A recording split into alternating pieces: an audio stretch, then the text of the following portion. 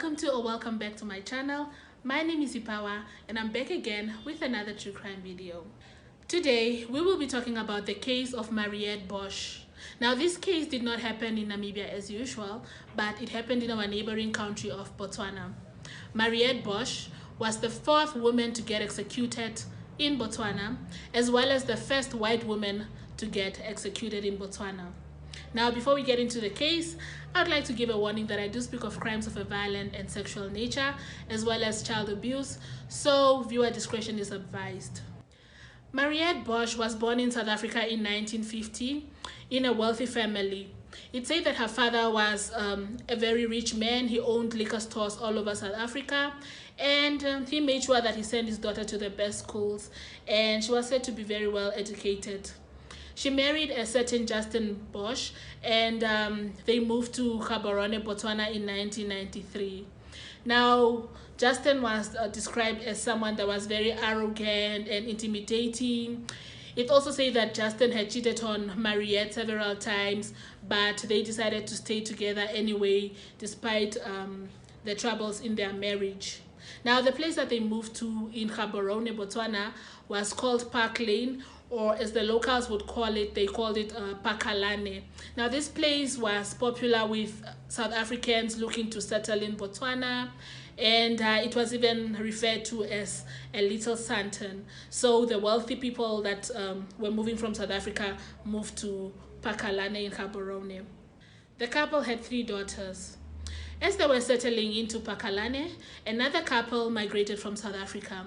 These were the Wolmerans, which is Ria and Tini Wolmerans.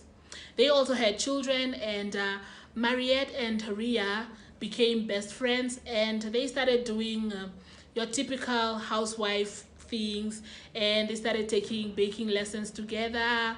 They took other classes for decorating dolls, and it said that they were just living the typical rich housewife life. The couple was also said to have had responsibility to drop off their children at a school in Zeerust. Now, Zeerust is a small town in South Africa, which is about 130 kilometers away from Botswana. So they would cross the border and drop their kids off at school. So they would kind of like have turns. Today's the Bosch's turn, and tomorrow is the Wolmerans' turn to drop the kids off, and so on.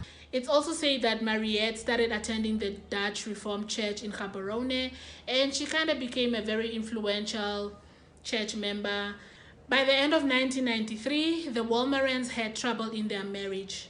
The couple separated and then got back together in 1995. As they got back together, Maria, or Ria as she is known, got a job at a certain company where the managing director was a certain Mr. Henny Kutsie. In 1995, unfortunately, Justin Bosch, Mariette's husband, passed away in a car accident. It's said that after Justin's passing, Mariette and Tini, which is Maria's husband, which is Mariette's best friend, started having an affair, with Tini promising her that he would leave his wife for her, but in the meantime, they would travel about 500 kilometers to Johannesburg to have sex. Maria, or Ria as she was known, was not aware of the affair going on between her best friend and her husband. And in fact, she continued to support her best friend because of the loss of her husband. It said that she would comfort her for hours, not knowing that she was actually having an affair with her husband. It said that in early 1996, Mariette developed a certain interest in target practice shooting, and on the 26th of June 1996, she traveled to South Africa, Pietersburg, to go and collect a 9mm pistol that belonged to her late husband from a friend who was keeping her husband's gun collection, and she ended up smuggling this gun on the same day into Botswana. Now, on this same day, which is the 26th of June 1996, Ria Wolmerans was home alone. Her husband was out of town with work, and her daughter had gone out with her friend, which is Mariette's daughter. They went out for movies or whatever, and Ria was home alone making tea, and around 8:45 in the evening, An intruder was said to have entered her home and shot her twice, killing her instantly. Upon returning home later that night, Ria's daughter stumbled upon something heavy. She just walked into the house and the house was dark and she didn't switch on the lights. So as she entered the kitchen, she stumbled upon something and she went to turn the lights on and realized that she actually stumbled upon her mother's body. She then called the police and the police came to investigate. They found two gun casings next to Ria's body, and the case wasn't really going anywhere, and the police concluded that this must have been a home invasion gone wrong. However, just after Ria's murder, Tini, her husband, and Mariette, her best friend, moved in together into another home that they had rented, claiming they were just friends. But 3 months later, Mariette and Tini got engaged in secret and told their family members that they were going to go to South Africa to go and find vendors for their wedding. And Mariette is said to have ordered a bridal dress from a designer in Pretoria, and wedding preparations were, in full swing. Now, people were talking and kind of like wondering what the hell is going on here, because it's been 3 months only since the death of Ria, and these two people are now engaged and ready to get married, So it was the talk of the neighborhood. People were like, something must have been going on even before the death of Ria.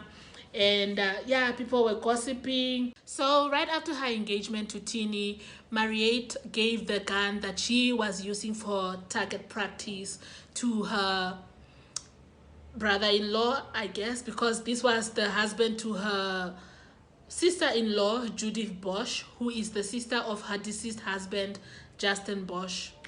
So she gave him the gun to take it back to Pietersburg, where she had gotten it from a friend who was keeping her husband's gun collection.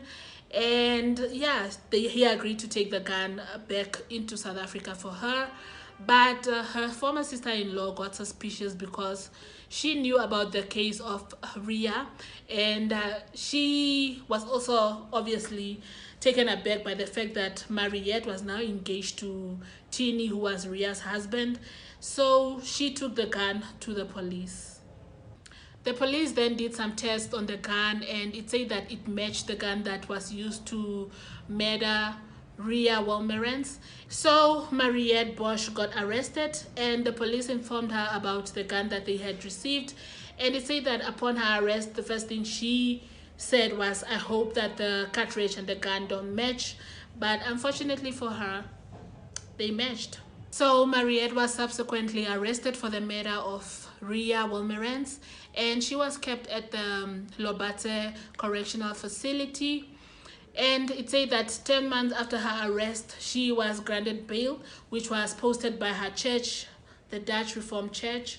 And while out on bail, she and Tini got married, and both Tini and Mariette's children believed that she was innocent and supported her fully, with one of Mariette's daughters even lying under oath during her trial that her mother was home the whole day on the 26th of June 1996, which is impossible because she had gone to South Africa and she had just gotten back into the country, so there was no way she was home the whole day. Mariette's maid also testified during her trial, and she said that Mariette was not actually home the whole day, and that Mariette left the house around 8 o'clock in the evening on the 26th of June without really mentioning where she was going. The prosecution said that Mariette climbed a 2-meter wall of her friend's house and got into the house and found her friend in the kitchen, aimed at her and shot her twice in the chest. While Mariette's defense team denied all allegations against her, claiming that a certain Mr. Henny Coetzee, the managing director from Ria's company where Ria worked, was the one responsible for the murder of Ria. And Mariette claimed that Mr. Coetzee asked her to get the gun for him, and that he had hypnotized her by putting something in her wine, and that he wanted to get rid of Ria because she had seen some financial irregularities, in the company. Now, it said that during the trial, the Botswana authorities gave Mr. Coetzee immunity in exchange for testifying against Mariette. But nevertheless, on the 21st of February 2000, Mariette Bosch was found guilty for the murder of Ria Wolmerans. She was sentenced to hang.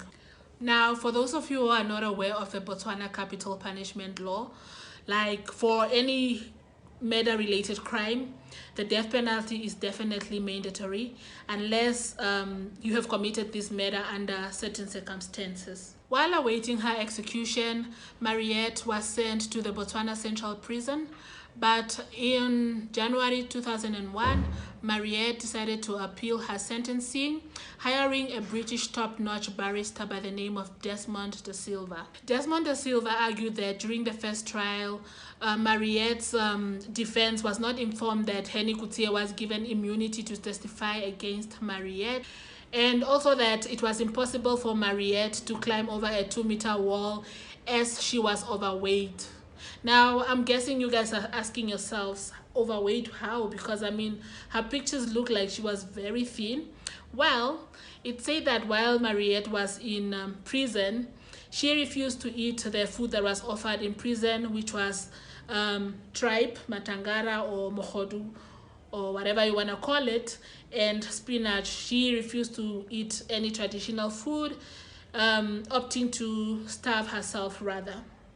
During her second trial, Mariette was once again found guilty for the murder of Ria Wolmerans and once again sentenced to hanging. Now, in Botswana, it seems like they don't inform you of when you are going to get executed. In fact, you are only told a day before or so, and your family members are not informed. Nobody is informed. And unlike in all these videos that we watch about American true crime, you don't get to have your last meal or anything like that.